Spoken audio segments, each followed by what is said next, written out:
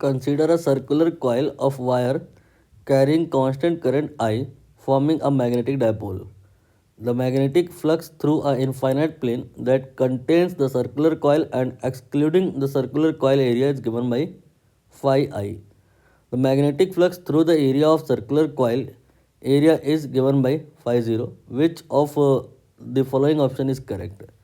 Summary क्या है? Summary ये है कि यहाँ पर एक हमारे पास सर्कुलर कॉइल है और इसमें करंट कैरी हो रही है। करंट चेंज नहीं होने जा रही है, ये कांस्टेंट है। और इसकी वजह से फीड लाइंस वगैरह ये आप तब तक याद करिए कैसी बनेगी। और एक आपको यहाँ पर इनफाइनाइट प्लेन कंसीडर करना है।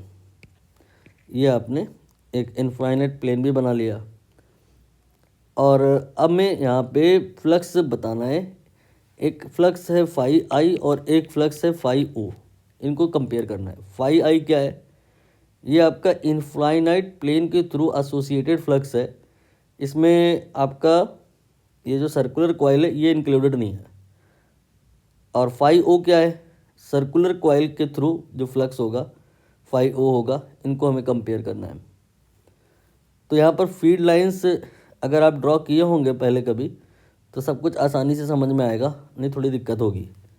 यहाँ पर अगर हम सर्कुलर कॉइल का कोई एक छोटा सा सेगमेंट लें, सपोज ए बी, और केवल इसकी वजह से ही फीड लाइंस बनाएं तो वो कैसी बनेगी? ये आपने बनाया है, बहुत बार बनाया है। स्ट्रेट वायर की तरह से डील किया जाएगा ये।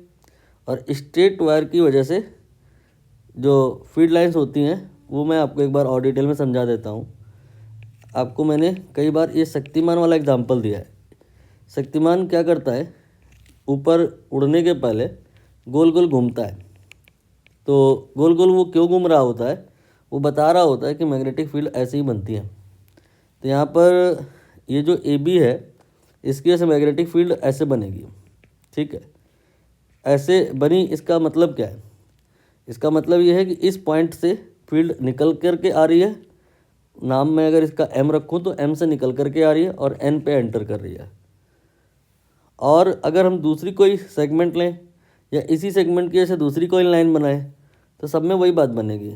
फॉर एग्जांपल अगर हम एक दूसरा सेगमेंट लें, सपोज ये आपका सी है और ये डी है, तो यहाँ पर ये नियरली स्ट्रेट होगा और इसकी वजह से जो करंट बनेगी, सॉरी जो फील्ड लाइन बनेगी वो ऐसे बनेगी, ठीक है। तो यहाँ पर आपकी जो फीड लाइन है वो पी से बाहर निकल रही है और क्यू पर वो एंटर कर रही है। तो आपने नोटिस किया कि जो अगर फील्ड कोई लाइन इस कॉइल के अंदर से निकली है तो वो गई कहाँ? वो ये जो इनफाइनाइट प्लेन है उसके थ्रू पास हो गई। जितनी भी फीड लाइंस इस साइडेड पार्ट के थ्रू निकलेंगी अल्टीमेटली उन्हें इनफाइनाइट प्लेन के थ्रू पास होना है। इसका मतलब number of field lines through the coils and number of field lines through the infinite plane are same in count, but in direction थोड़ा issue है। डायरेक्शन वाइज सर्कुलर कॉइल से अगर बाहर को आ रही हैं तो इनफाइनाइट प्लेन में वो अंदर को जाएंगी। इसलिए मैग्नीट्यूड वाइज तो दोनों बराबर हैं, बट डायरेक्शन के लिहाज से बात करें तो एक माइनस आएगा जो ये बताएगा कि अंदर बाहर है। एक इन है तो दूसरा आउट है। ऑप्शन डी करेक्ट होगा।